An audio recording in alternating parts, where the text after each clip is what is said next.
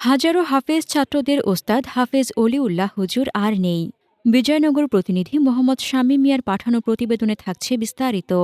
ব্রাহ্মণবাড়িয়ার বিজয়নগর উপজেলার সিঙ্গারবিল ইউনিয়নের ক্ষীরাতলা জামে মসজিদের সাবেক ইমাম এবং ক্ষীরাতলা হাফেজিয়া ইসলামিয়া মাদ্রাসার প্রতিষ্ঠা ও সৃষ্টিলগ্নের শুরুতে যিনি দায়িত্ব পালন করেছিলেন, হাফেজ অলিউল্লাহ হুজুর আমাদের মাঝে আর নেই। তিনি 2 যুগেরও বেশি সময় এই মসজিদ এবং মাদ্রাসার দায়িত্ব পালন করেছিলেন। এতে হাজারো হাফেজ ছাত্র এই মাদ্রাসা থেকে ওনার হাতে হাফেজ হয়ে পাগড়ি পেয়েছেন। সোমবার রাত আনুমানিক 11টায় ক্ষীরাতলা নিজ বাড়িতে তিনি ইন্তেকাল করেছেন। ইন্না লিল্লাহি অ ইন্না ইলাইহি রাজিউন।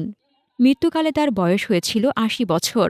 বিদায়কালে হুজুরের 2 পরিবারের মোট 5 ছেলে 4 মেয়ে রেখে গেছেন এবং 2 পরিবারকে 2টি করে বাড়ি সুন্দরভাবে বণ্টন করে দিয়ে গেছেন। মরহুমের বড় ছেলে হাফেজ মাওলানা বসির আহমেদ জানান, আমার বাবা একজন ভালো মনের মানুষ ছিলেন। হাজারো হাফেজ ছাত্রদের ওস্তাদ এবং একজন ভালো মানুষ গড়ার কারিগর ছিলেন তিনি। আজ আমার বাবার জানাজায় বাবার হাতে গড়া কয়েক শত কোরআনের হাফেজ ছাত্র অংশগ্রহণ করেন।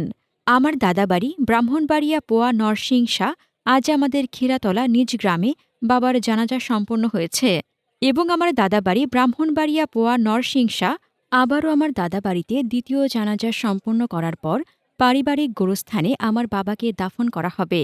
তাই সবার কাছে অনুরোধ, আপনারা আমার বাবার জন্য দোয়া করবেন। আল্লাহ পাক রব্বুল আলামিন যেন আমার বাবাকে জান্নাতের উচ্চ মর্যাদা দান করেন। হাসনাতুজ্জাহান হিমু, দৈনিক খোলা চোখ।